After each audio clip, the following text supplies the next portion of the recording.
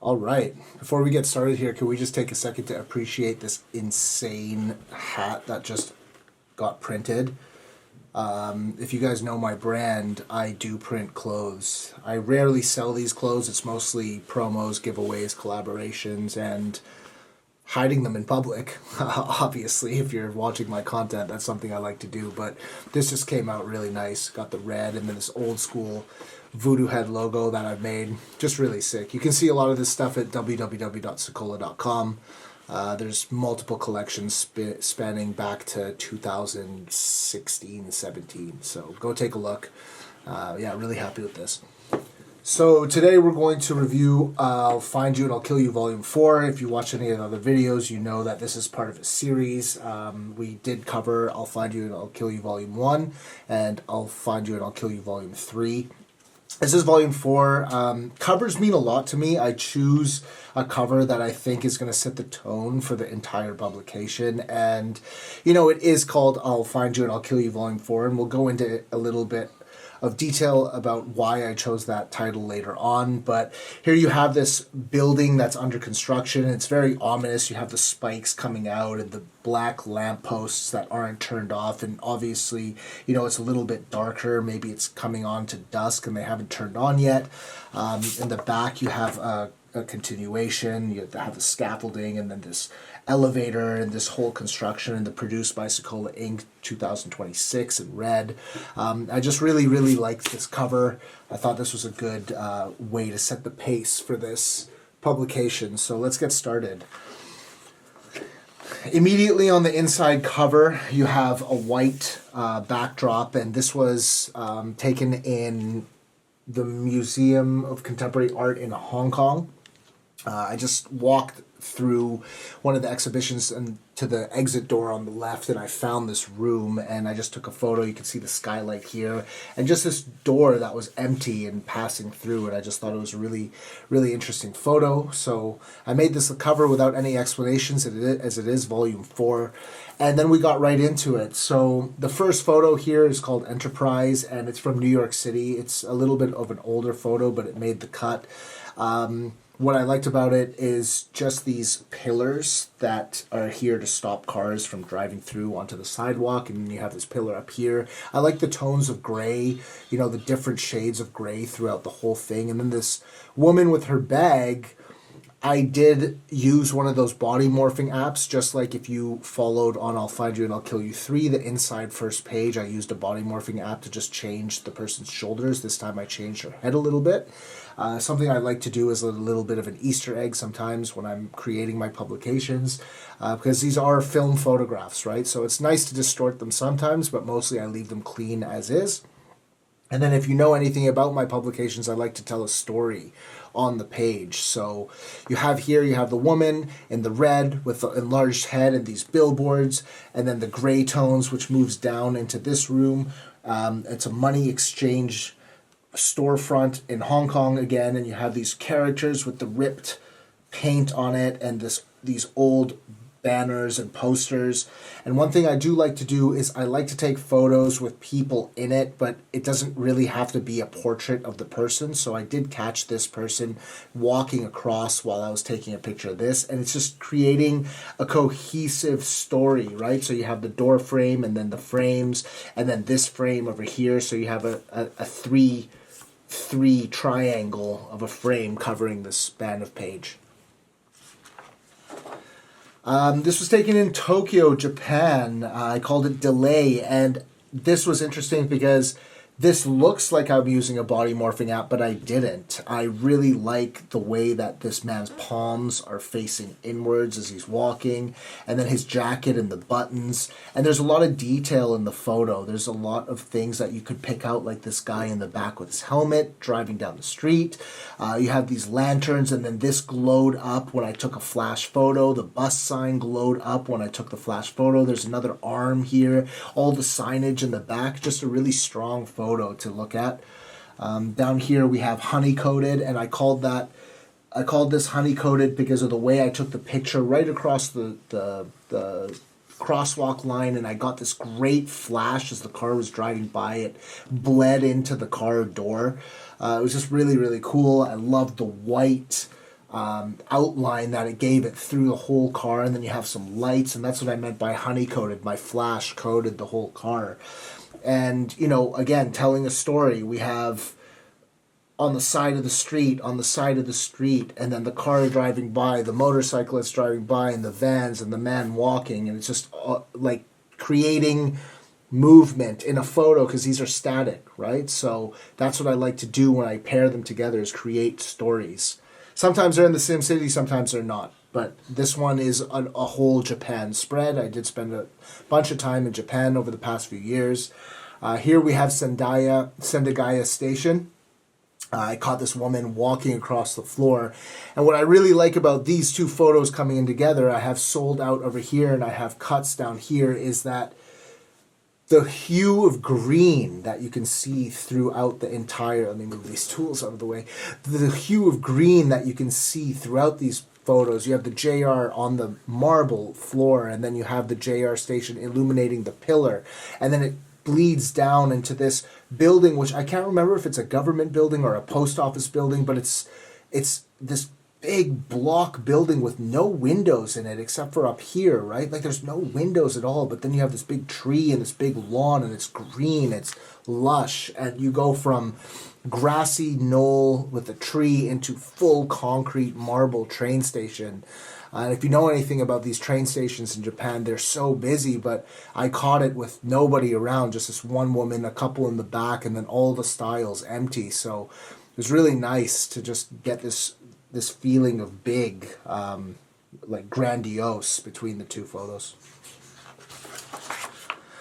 Here, this whole spread actually plays into each other. So we have discount 2 times, compound, and repo. And if you notice, one thing about this whole page is that there's red streaks or bars in all of the entire 4 scenes, and I tried to tie it together with these red shapes. So over here you have the hotel entrance, and then you have these 2 posts on the rack.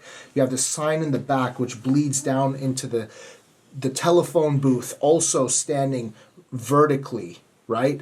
And over here you have a horizontal red, and then you have this diagonal red over here, and each photo tells its different story. This is Bangkok, this is London, I believe this is London, this is New York City off of Times Square, and this is Dubai. And over here it's a hotel that's been closed, and it's this random mall where everything has turned into like kind of an independent storefront. Then you have these phones which have just been graffitied all around, and I like to think this about as like level 1 and then the basement level where it's kind of ratchet, and then on the top you have like the retail stores. Same here, right? You have the women in the car partying, which is a great story. I just asked them for the photo while I was walking by. They said yes, and it turned out to be so great. Full flash, right? Like they allowed the flash, and it just picks up so many little details, like her phone taking a selfie while I'm taking the photo, and then they're so happy they're all wearing white, and the headrests popped out, and just everything turned out so great here. Even the car in the back, the wheel is shining through, you know, like because the flash picks it up. And then down here you have the Maserati without the license plate. Like, is it one of those abandoned cars in Dubai? I'm not sure, but I caught this in a parking garage as I was going out or in. It doesn't really matter, but I found this one, and it was just telling a story. So I like to think this above ground and then underground. Prosthetic, not yet another yuppie ghetto. I love this sign. And again, I like to catch movement in my shots. So I had this guy walking past this sign, and of course I'm taking a picture of the sign, but I'm waiting for someone to come through because I'm catching faces, right? I'm catching faces while I'm catching, land spaces. So it just fills the photo for me. It's something interesting to look at, and I can get away with taking pictures of people by taking a picture of something else. It's my way of squeezing them into a frame. Down here I have Basura, which is a parking lot in Milan, I believe, and as I was walking out of the parking lot, there's this Victoria's Secret bag in the garbage, which I just thought was funny. And, again, one of these above ground, below grounds types of comparables. You know, we got billboards and boards and frames and garbage and a ghetto, yuppie ghetto, and a residential permit. So I'm just combining them. This is Turin, Italy, and I remember this clearly. I was walking with a close friend of mine, and the street had been hit by hailstones. Hailstones so big that it destroyed this windshield. Destroyed the windshield. You could see it put dents into the hood of the car. Apparently this happens a lot. And I was walking by and there was rows and rows of cars, but the thing that stood out to me was nachos.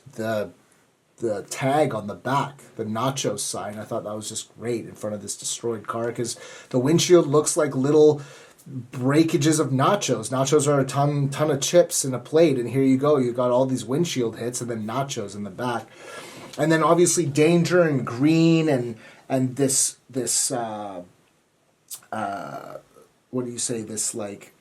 fade down into this lush green, and the spikes and the breakage of the windshield. I thought this was a good spread to put together. This was LA, I think, if I'm not mistaken.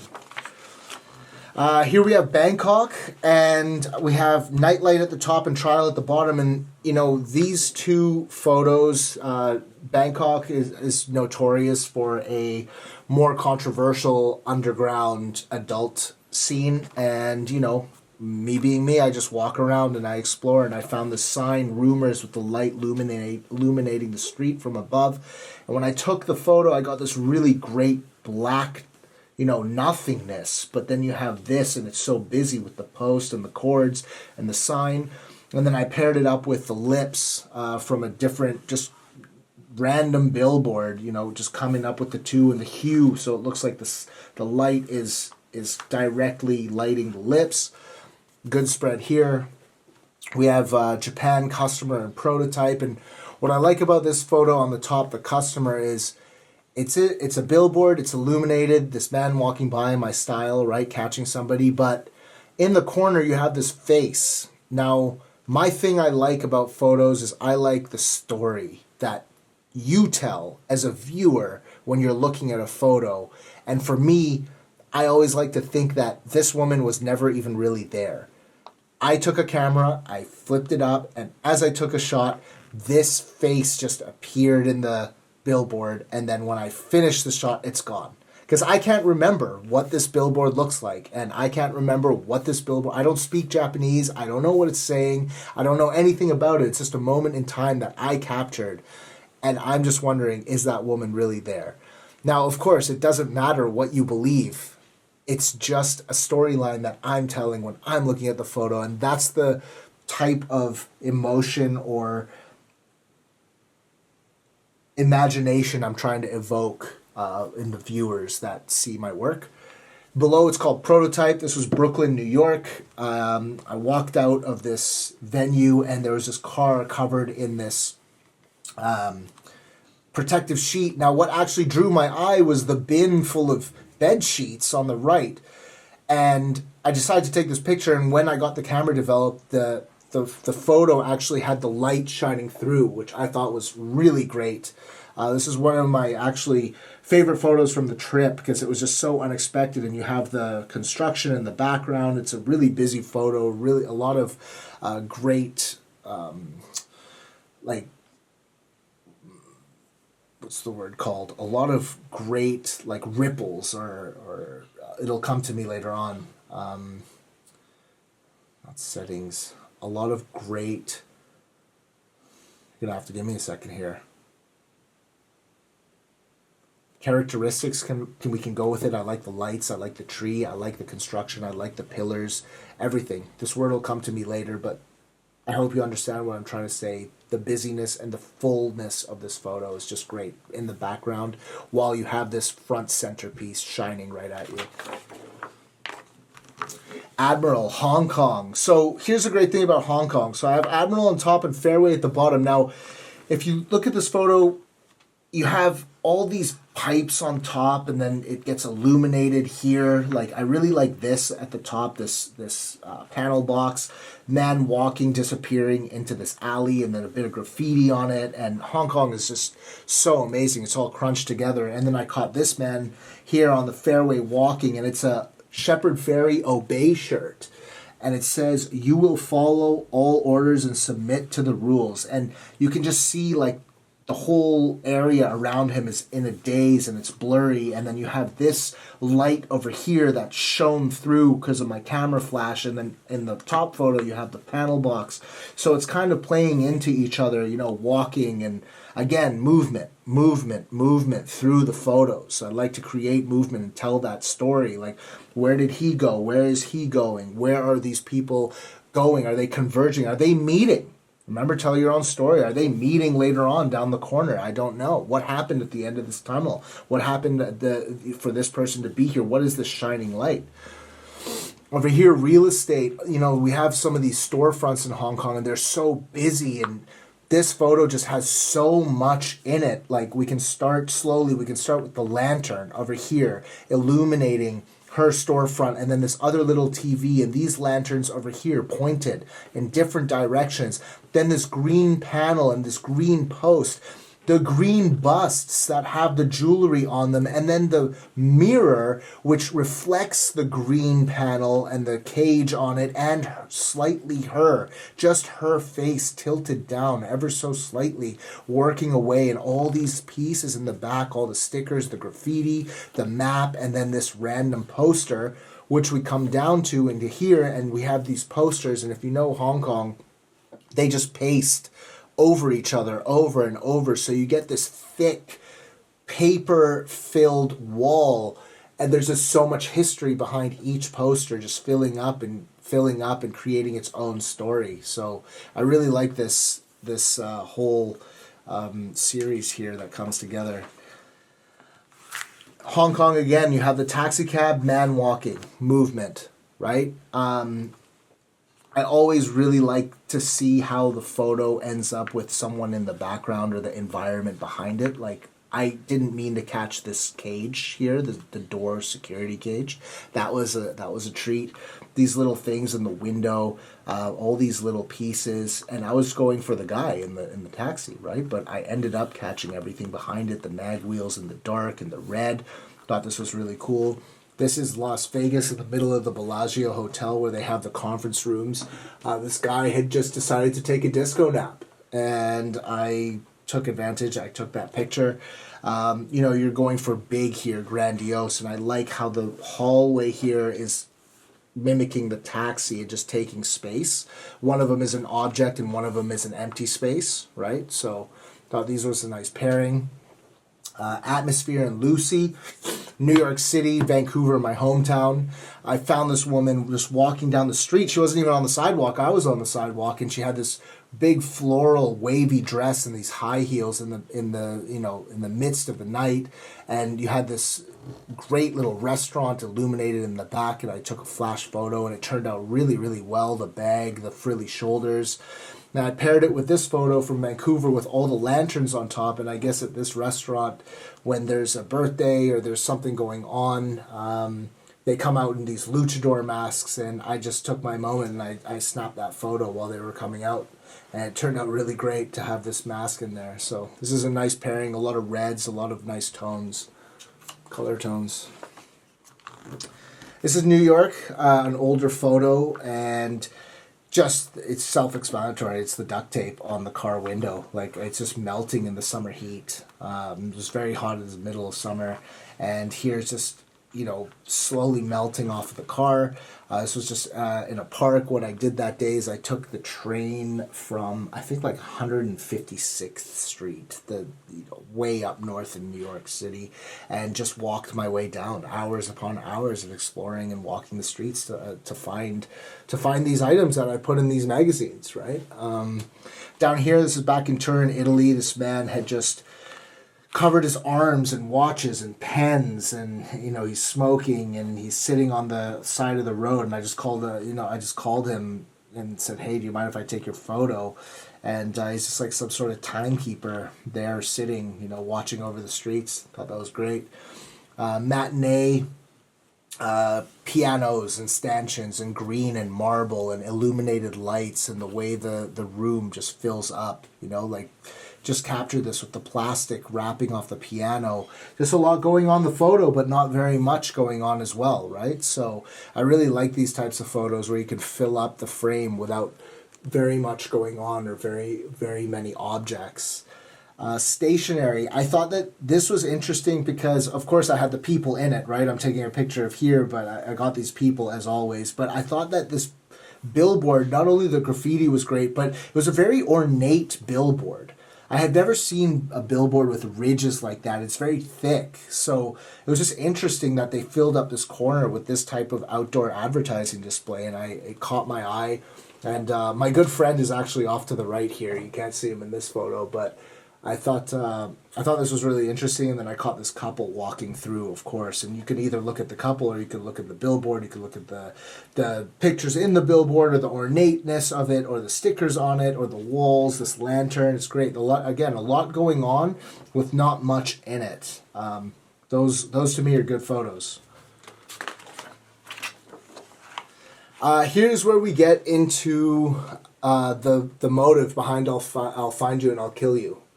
Now, this doesn't mean I'll find you and I'll literally kill you. First of all, it's a movie quote from the movie Taken by Liam Neeson.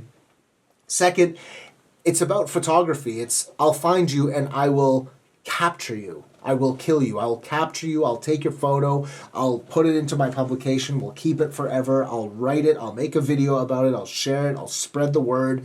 That's what it's supposed to mean. And it's a play, on the whole line itself. And if you know Volume 1, I did one of these videos, you'll know that it's the teddy bear with the gun, right? It's the teddy gun, and that's the cover of the magazine. And this is the second time that I've played with that line, I'll find you and I'll kill you. And here I made the whole spread tell a story about like hiring or taking the job of, like an assassin, but it's a photojournalist, right? So you have the agency and the consultant and the advisor and the informant. And here the agency, this is a photo from Hong Kong next to what's called the Monster Building. This huge building in Hong Kong with thousands upon thousands of micro apartments. And if you haven't ever looked that up, please look it up. It's absolutely sensational. It's wild to see. And then over here we have the consultant. And the consultant is, in front of this billboard in Philadelphia, and it's just a little bit of an ominous photo with the woman's eyes, and then I capture in my style the woman walking across, the pink hue. This graffiti artist had turned these beauty pens into guns, right? You can see the handle and then the gun and the point. And then here we have the advisor. This is again Philadelphia. I remember this very clearly. This man was standing there, and this homeless man asked him for a cigarette. He didn't even think twice. He's just like, yeah, here you go, lit it for him. And I walked up to him. I was like, hey, man, that was really nice of you. What you're wearing is just amazing. I'm here taking photos. Would you mind if I take your photo? And he didn't even hesitate. He's like, yeah, go ahead. And he posed. I was like, no, do your thing, just be natural, do what you were doing.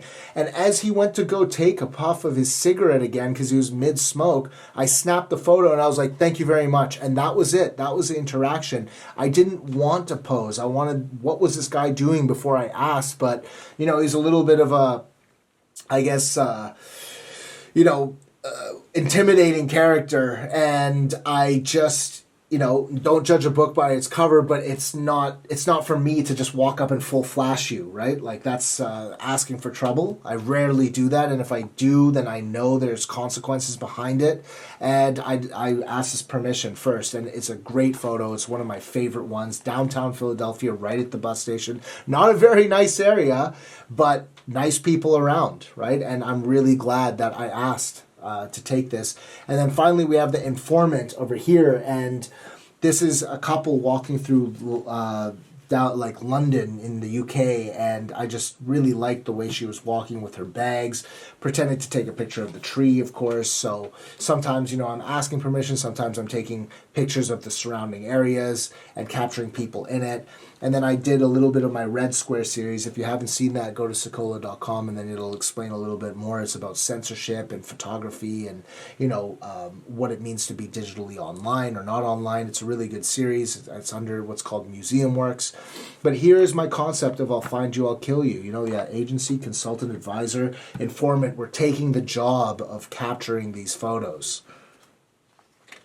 as like a secret agent, And then here's where I really play with it. So there's no titles to these. It's just targets. Target 1, 2, 3, 4.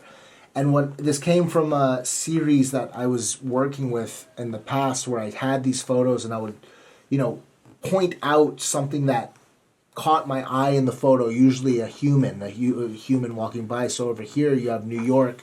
Here you have New York again with the smoke coming out and the van in the back of these great cars. And I just ducked in the shadow to capture this man walking across while he walked through the sunlight. Great smoke rising through the ground. And then here you have this hooded woman walking down the street, and I, with a Sharpie on a print, I just squared her out. And then here in Atlantic City, you have this woman standing at the entrance of the Golden Nugget, this huge entrance, and this tiny little woman standing in the middle of this entranceway at like 10 in the morning in the Golden Nugget. And it was just a sight to see. And these are the targets of my campaign, right?